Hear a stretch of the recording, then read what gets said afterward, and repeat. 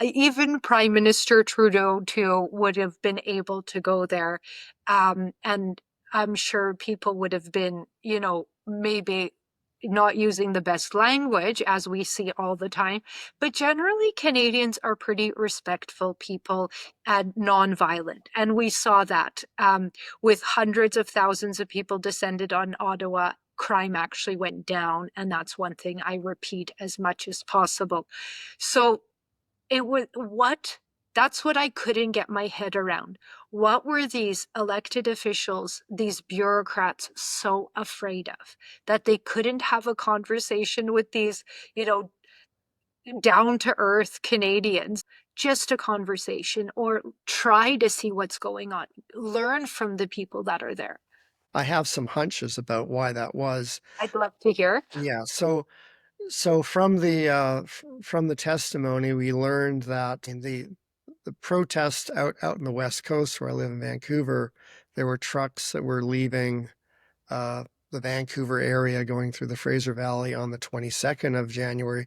And by the way, the CBC was reporting that the reason they were kind of slow rolling out of the valley and between Vancouver and White Rock was because they were protesting the conditions of the highway in the Oh, province of British Columbia. And then they changed the script the next day and said, "Oh, I guess they're going all the way to Ottawa to protest the vaccine mandates." But never mind.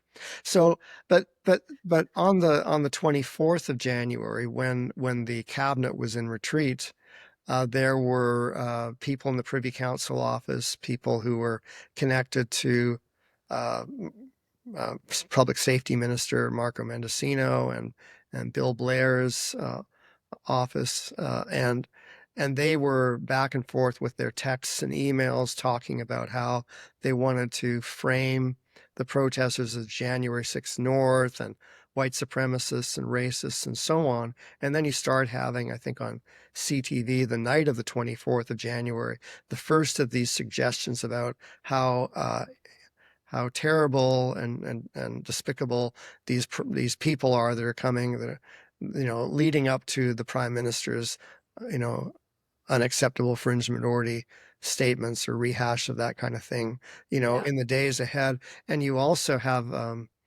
one of the people I think Caroline Williamson, but I'm not sure what the name was, but she was rehearsing talking points about what the official folks would be saying about the protesters as they arrived.